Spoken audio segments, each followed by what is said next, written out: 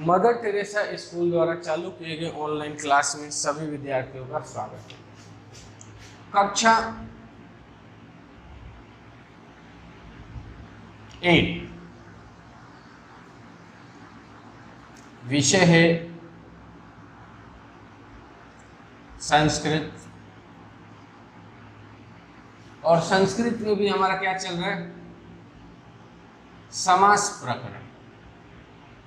क्या चल रहा है, समास प्रकरण। समास प्रकरण में हम कर रहे हैं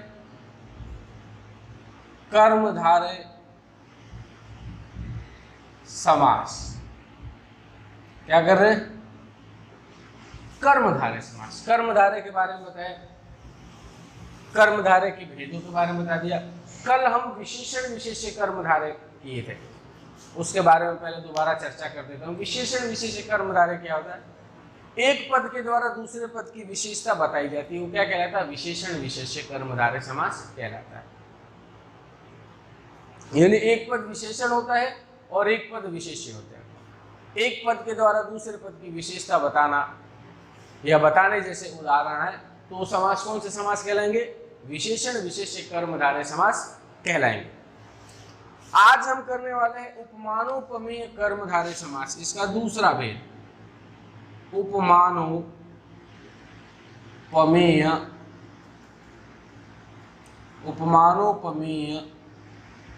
कर्मधारय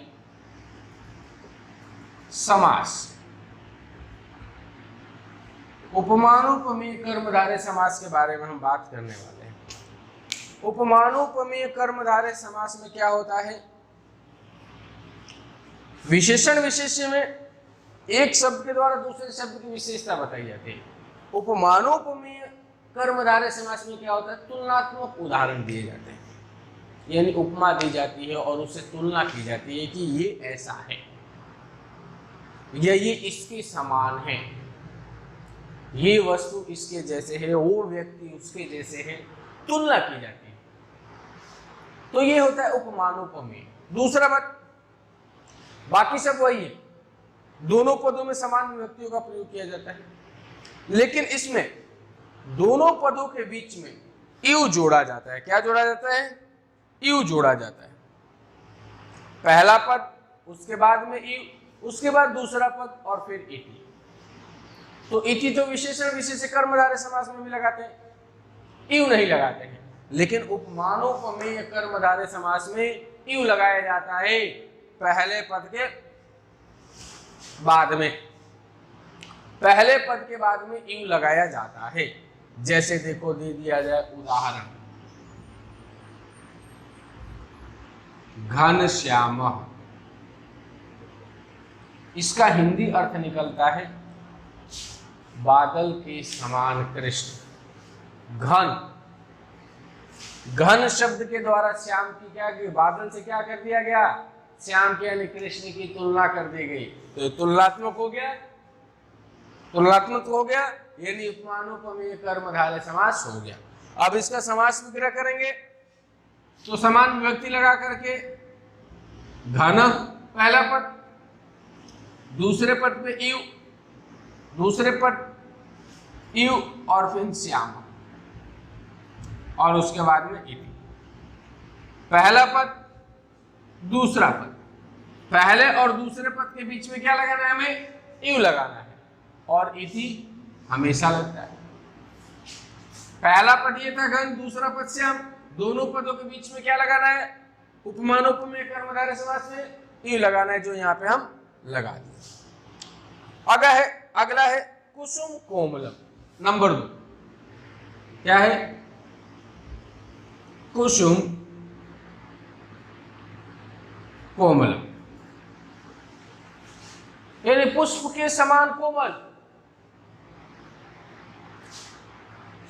पुष्प के समान कोमल, यानी फूल से कोमल शब्द की तुलना कर दी गई। समान विभक्ति, कुसुमम पहला पद, उसके बाद दूसरे पद से पहले इव, फिर कोमलम, कोमलम और इति। ठीक है, पहला पद दूसरा पद, पहले और दूसरे के बीच में हमें क्या लगाना है, यू लगाना है, और इति लगता ही। समझ में आ रहा है? अगला उदाहरण है चंद्रमुखम। तीसरा चंद्र मुखम, यानी चंद्रमा के समान मुख। क्या है? चंद्रमा के समान मुख। अब देखिए, चंद्रमा समान शब्द पुल्लिंग है और मुख समान क्या है, नपुंसकलिंग है। दोनों में लगेगा प्रथमा विभक्ति है, लेकिन पुल्लिंग में कुछ और चलता है, नपुंसकलिंग में कुछ और चलता है। तो चंद्र, पहले पद के बाद में यू, मुखम, मुखम और इति। पहला पद दूसरा पद, दोनों पद के बीच में यू और इति। चंद्र यू मुखम। उदाहरण नंबर 4, चौथा उदाहरण दिया है वज्र कठोरम। वज्र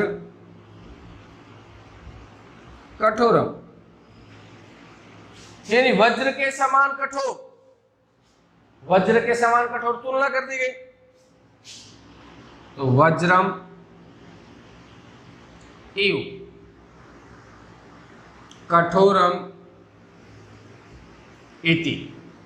पहला पद दूसरा पद, दोनों पदों के बीच में इव और फिर इति लगा दिया। समझ में आ रहा? तो इस प्रकार से कहने का मतलब है कि आप ध्यान दें कि उपमानोपमेय कर्मधारय समास जब आए तो आपको क्या करना है।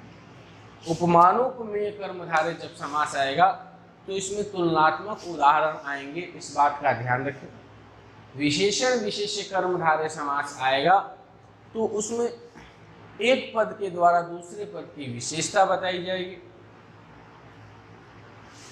विशेषता बताने वाले शब्द विशेषण होते हैं, उस शब्द के द्वारा जिसकी विशेषता बताई जाती है वो विशेष्य होते हैं। उपमानोपमेय कर्मधारय में पहले पद के द्वारा दूसरे पद की तुलना की जाएगी, तुलनात्मक उदाहरण दिए जाएंगे। तो इनको आप समझ समझ करके करने का प्रयास करेंगे, बाकी कल करेंगे। इस चीज़ को भले ही आपको कम कम कराया जा रहा है, लेकिन आप इस बात का ध्यान रखें कि समझने पे हमें विशेष ध्यान देना है, न कि केवल कॉपी भरने। तो आज के लिए इतना ही, धन्यवाद।